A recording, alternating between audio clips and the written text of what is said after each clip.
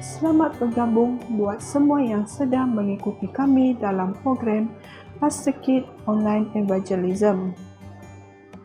Hari ini merupakan hari yang ketiga acara kita. Tema program kita ialah Trust and Obey, iaitu percaya dan menuruti. Pemimpin nyanyian kita pada hari ini ialah PK Timmy, Haley dan Zwingli Albert. Doa pembukaan akan dilayangkan oleh PK Haley Albert. Khotbah akan dibawakan oleh pembicara kita, PK Bob Vincent. Sepanjang program ini, kami akan mengadakan doa kelompok bagi setiap doa permohonan anda. Anda boleh menyampaikan doa permohonan anda di ruangan komentar di bawah. Saya berharap anda tetap setia bersama kami sehingga ke hujung rancangan ini. Ada satu sobatku yang setia, tak pernah dia tinggalkan diriku. Di waktu aku susah atau sendirian, dia selalu menemani diriku. Namanya Yesus, namanya Yesus, nama Yesus yang menghibur hatiku. Namanya Yesus, namanya Yesus, nama Yesus yang menghibur hatiku. Ada satu sobatku yang setia, tak pernah dia tinggalkan diriku. Di waktu aku susah atau sendirian, dia selalu menemani diriku. Namanya Yesus, namanya Yesus, nama Yesus yang menghibur hatiku. Namanya Yesus, namanya Yesus, nama Yesus yang menghibur hatiku.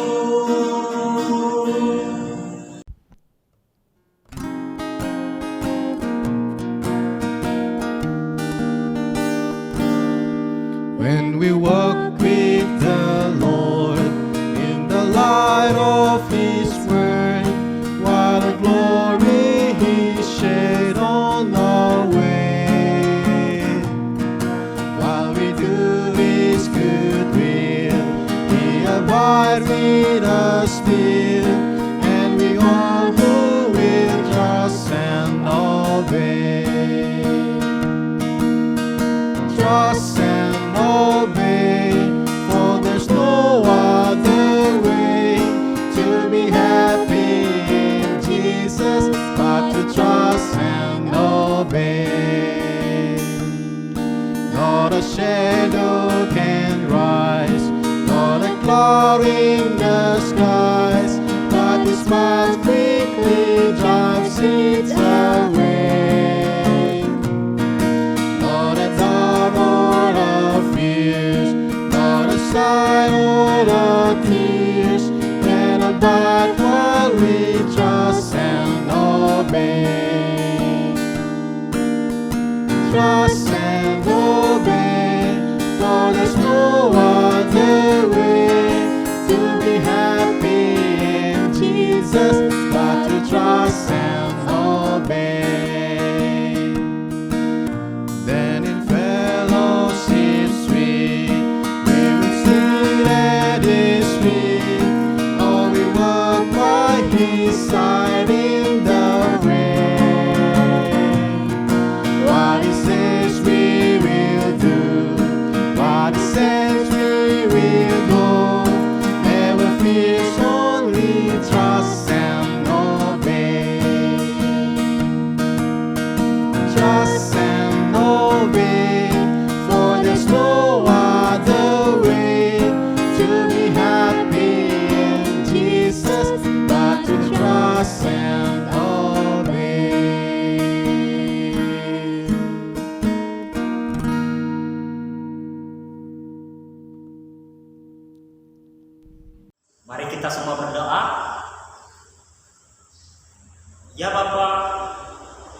berkuasa bertata di kerajaan surga. Terima kasih atas semua berkat dan kebaikan-Mu ya Bapa, yang kami masih lagi dapat memuji dan menyembah-Mu ya Bapa. Biarlah Bapa mengiringi program kami ini dengan Roh Kudus-Mu supaya agar berjalan dengan lancar, agar kami dapat mengerti ajaran dan firman-Mu yang akan disampaikan nanti. Biarlah kehendak-Mu sesuai dengan rencana-Mu ya Bapa. Kami serah doa ini dalam nama Tuhan Yesus Juru Selamat. Amin.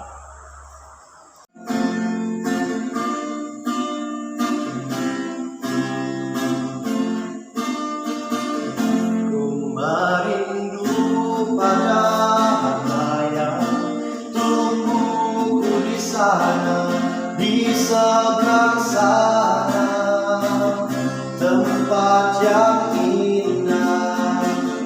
Ku tahu sana tak ada susah atau air mata, di seberang sana, tempat yang di seberang sana, air mata telah lenyap. Di seberang sana, damai kekal. Tak ada susah di seberang sana, sebab Yesus sertaku selama-lamanya. Di seberang sungai Jordan, di gerbang mutiara, di seberang sana, tempat yang indah. Negeri indah mana kekasih menungguku di sana, di seberang sana, tempat yang indah. Di seberang sana, air mata telah lenyap. Di seberang sana, damai kekal. Tak ada susah di seberang sana, sebab Yesus sertaku selama-lamanya. Mahkota dan jubah kemenangan tersedia buatku di seberang sana, tempat yang indah. Lebih dari itu pun akan lihat wajah Yesus di seberang sana, tempat yang indah. Di seberang sana, air mata telah lenyap. Di seberang sana, damai kekal. Tak ada susah di seberang sana, sebab Yesus sertaku selama-lamanya. Shalom, apa kabar semua? Semoga Tuhan menyertai Anda semua dimanapun Anda berada pada saat ini. Tajuk pelajaran rohani yang akan saya bawakan hari ini ialah Jangan Pandang ke Belakang. Dalam buku Lukas 17 ayat 32, ada menceritakan pada ketika Yesus sedang berbicara kepada orang-orang yang ada bersama dengannya pada saat itu, Tuhan Yesus berkata, ingatlah akan istri Lot. Ada sebab kenapa kita harus mengingati wanita ini. Dan kenapa kita harus memberi perhatian kepada istri Lot, dan mengapa Tuhan menyuruh kita mengingati dia. Pada zaman ini di mana kehidupan kita terdedah kepada persekitaran dosa, kita pasti akan bertahan apabila kita dapat mengingati kisah istri Lot. Dan juga kita akan tahu dan mempelajari teladan apa yang berlaku kepada istri Lot, lebih lagi dalam keadaan dunia kita yang pada saat ini kita hidup pada akhir zaman. Jadi kisah mengenai istri Lot ada tertulis di dalam buku Alkitab. Sebenarnya buku Alkitab ini ada banyak tanda-tanda amaran dan juga peringatan untuk kita umat manusia. Kisah istri Lot merupakan salah satu dari amaran tersebut. Berdasarkan cerita yang dinyatakan dalam buku Alkitab, Abraham dan Lot telah bersetuju secara baik.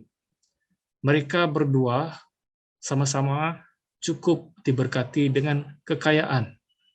Mereka juga memiliki ternakan seperti lembu dan domba yang sangat banyak. Jadi disebabkan ternakan lembu dan domba yang begitu banyak sehingga gembala-gembala ternakan mereka tidak lagi mampu untuk mengembalakannya, dan akhirnya mereka memutuskan untuk berpisah. Abraham mengetahui hal tersebut, lalu dia membawa Lot untuk berbahagi harta. Dalam Kejadian 13 ayat 8 mengatakan, Abraham berkata kepada Lot, "Janganlah kiranya ada perkelahian antara aku dan engkau, dan antara para gembalaku dan para gembalamu, sebab kita ini kerabat." Abraham merupakan seorang yang menyukai perdamaian. Abraham seolah-olah lebih mengutamakan tali persaudaraan berbanding persengketaan sesama dengan saudaranya. Dan inilah sifat Abraham, seorang yang amat mengasihi saudara-saudaranya. Abraham telah membuat tawaran yang hebat kepada saudaranya Lot dan berkata dalam ayat yang ke-9, "Bukankah seluruh negeri ini terbuka untuk engkau? Baiklah, pisahkan dirimu daripadaku. Jika engkau ke kiri, maka aku ke kanan. Jika engkau ke kanan, maka aku ke kiri." Nah, ini merupakan tawaran yang cukup hebat. Abraham yang sepatutnya lebih berhak membuat keputusan untuk memilih wilayah yang disukainya, tetapi Abraham telah membuat tawaran kepada Lot untuk memilih. Abraham lebih tua dan lebih bijak berbanding Lot. Alangkah baiknya sekiranya Lot membenarkan Abraham, yaitu paciknya, untuk membuat keputusan. Akan tetapi, pada saat itu pandangan Lot lebih kepada perkara-perkara duniawi. Di dalam kegelisahannya mencari padang rumput untuk lembu dan dombanya, dia lupa akan nasib anak perempuannya. Jiwa-jiwa mereka sepatutnya perlu diselamatkan berbanding lembu dan domba miliknya. Dalam ayat ke-10 mengatakan, "Lalu Lot melayangkan pandangannya dan dilihatnya lah bahwa seluruh lembah Yordan banyak airnya, seperti taman Tuhan, seperti tanah Mesir sampai ke Zoar." Hal itu terjadi sebelum Tuhan memusnahkan Sodom dan Gomorrah. Jadi hal tersebut sangat meyakinkan bagi Lot, sehingga dia memilih lembah Yordan. Tetapi Alkitab mengatakan, Lot menetap di kota-kota lembah Yordan dan berkemah dekat Sodom. Memilih untuk menetap di kota besar yang amat menyedihkan. Saudara dan saudari, berapa ramai di antara kita yang pernah membuat keputusan seperti Lot. Berapa ramaikah kita yang telah melupakan Tuhan dalam kesibukan dan kegairahan kita mengejar harta benda, kekayaan, uang, pangkat, dan sebagainya. Adakah istri Lot cukup bijak? Adakah dia cukup bijak sebagai seorang ibu, sebagai seorang istri, di mana dia sepatutnya menasihati Lot agar berpindah ke tempat yang lebih jauh dari Sodom dan Gomora. Tetapi tempat tersebut hanya sesuai untuk hewan ternakan, tetapi tidak sesuai untuk membesarkan anak-anak perempuan mereka, karena berdekatan dengan bandar ataupun kota Sodom yang dipenuhi dengan kejahatan. Kenapa Lot tidak mengambil kira untuk mengasingkan dirinya daripada persekitaran yang tidak baik? Dan sesekali dia tidak membuat pilihan yang salah sedemikian. Saudara dan saudari, adakah kita juga seperti pandangan Lot? Kadang-kadang pandangan kita agak rabun dalam hal ini. Menurut Alkitab, bagaimanakah kehidupan orang Sodom pada ketika itu? Dalam ayat yang ke-13 mengatakan, adapun orang Sodom sangat jahat dan berdosa terhadap Tuhan. Orang Sodom sangat jahat dan berdosa terhadap Tuhan. Kehidupan mereka bukannya bertambah baik, malah bertambah teruk. Akhirnya Tuhan memerintahkan supaya bandar tersebut harus dilenyapkan dari permukaan bumi. Inilah yang menyebabkan Abraham yang taat setia bersujud dan merayu kepada Tuhan agar Lot, saudaranya, beserta dengan keluarganya diselamatkan. Begitu besar kasih yang ditunjukkan oleh Abraham dalam mengemukakan petitionnya kepada Tuhan. Abraham berkata, apakah engkau akan melenyapkan orang benar bersama-sama dengan orang fasik? Bagaimana sekiranya ada 50 orang benar dalam kota itu, apakah engkau juga akan melenyapkan tempat itu dan tidakkah engkau mengampuninya karena ke-50 orang yang benar ada di dalamnya itu? Ini terdapat di dalam Kejadian 18 ayat 23 dan 24. Tuhan memberi jaminan bahwa sekiranya ada 50 orang benar tinggal di bandar tersebut, maka Tuhan akan memperuntukkan bandar tersebut bagi mereka. Abraham mengetahui bahwa bandar tersebut dipenuhi dengan kejahatan. Dia berusaha bersungguh-sungguh untuk merayu kepada Tuhan, sehingga dia memiliki janji Tuhan agar sekiranya 10 orang benar tinggal di bandar tersebut, Tuhan pasti akan memperuntukkan bandar tersebut kepada mereka. Saudara dan saudari, 10 orang benar akan menjadi keselamatan fisikal bagi Sodom dan Gomora. Akan tetapi, tidak dijumpai 10 orang benar dalam bandar tersebut. Maka, malaikat telah memberi arahan kepada Lot untuk meninggalkan segera bandar tersebut. Tetapi pada saat itu, menantu lelaki Lot yang degil, malah dia mengejek Lot. Nah, kesilapan Lot di sini bermula pada awalnya, dia bersama anak perempuannya berpindah ke bandar tersebut. Anak-anak perempuan Lot telah berkahwin dengan orang Sodom yang tidak seiman dengan mereka. Nah, ini merupakan salah satu contoh kesilapan yang sering terjadi di kalangan pemuda orang Kristen, di mana mereka telah mengawini orang yang tidak seiman dengan mereka. Apa yang terjadi sehingga kan mereka akhirnya perlu memilih mana satu yang mereka mau ikuti. Terkadang yang akan menjadi mangsa adalah anak mereka. Karena pasangan mereka tidak seiman. Ya. Jadi mereka terpaksa, dia yang seiman itu perlu membuat pilihan mana yang harus dia ikuti. Terkadang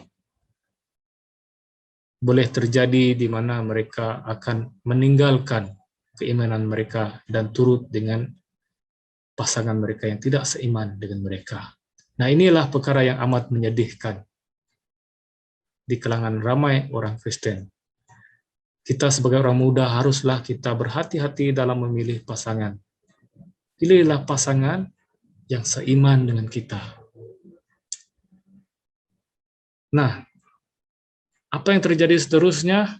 Akhirnya malaikat memegang tangan Lot, istrinya, serta 2 orang anak perempuannya, dan membawa mereka keluar daripada bandar tersebut, dan memerintahkan mereka, larilah, selamatkanlah nyawamu, janganlah menoleh ke belakang, dan jangan berhenti dimanapun juga di lemah Yordan. Larilah ke pergunungan, supaya engkau jangan mati lenyap. Dalam Kejadian 19 ayat 17. Tetapi apa yang terjadi seterusnya? Istri Lot yang berjalan mengikutnya, menoleh ke belakang, lalu menjadi tiang garam. Dan ini merupakan kali terakhir istri Lot melanggar perintah Tuhan. Dan kita semua tahu bahwa kali terakhir kita juga akan tiba. Dan Yesus memberitahu seseorang agar mengingatkan kita juga agar mengingati istri Lot. Mengingati kisah yang terjadi kepada Lot serta keluarganya. Ada banyak perkara yang boleh kita pelajari dan ingat dari kisah istri Lot. Kita semestinya dapat melihat bahwa perkara yang ditawarkan oleh dunia tidak dapat menggantikan kehilangan jiwa. Kita semestinya mengutamakan perkara yang utama, yaitu keselamatan jiwa kita dan keselamatan jiwa orang lain. Semestinya menjadi keutamaan kita. Jangan kita mengutamakan harta benda, hiburan, memuaskan nafsu, atau apapun yang mendahului kewajiban kita kepada Tuhan. Kita sepatutnya dapat menyadari bahaya yang akan menimpa diri kita dan anak-anak kita, dan juga generasi seterusnya jika kita terdedah kepada persekitaran yang jahat dan dipengaruhi unsur-unsur yang jahat. Salah satu hal yang amat berbahaya adalah mengawini orang yang tidak seiman dan tidak percaya kepada Tuhan. Puji Tuhan, banyak kali terjadi di mana ramai yang bukan seiman sudah pun menerima Yesus sebagai juru selamat. Tetapi ramai juga yang tidak menerima nasib yang sama. Akhirnya, generasi yang mendatang akan terpengaruh dengan persatuan budaya yang tidak serasi dengan kehendak Tuhan. Oleh sebab itu, kita perlu belajar dari kisah istri Lot bahwa apabila kita dibebaskan dari pencemaran kejahatan dunia, jangan sesekali kita menoleh ke belakang. Lot, istrinya, dan anak-anak perempuannya sedang menuju ke arah keselamatan, tetapi istrinya menoleh ke belakang. Umat Kristen telah melarikan diri daripada pencemaran kejahatan dunia ini, meninggalkan kehidupan lama mereka yang jahat, yang berdosa, dan dalam perjalanan menuju ke surga. Tetapi kita tidak akan sampai ke surga sekiranya kita masih menoleh ke belakang dan merindui hal-hal berdosa di dunia ini. Yesus berkata, Setiap orang yang siap untuk membajak, tetapi menoleh ke belakang, tidak layak untuk kerajaan Allah.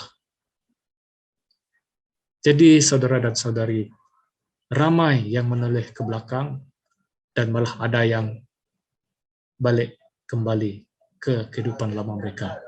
Jadi mereka tidak dapat memasuki kerajaan Tuhan jikalau menurut ayat yang dinyatakan dalam Lukas 9 ayat 62. Bagi kita yang masih tekun untuk menurut perintah Tuhan, tekun dan tetap setia berfirman, menurut firman Tuhan,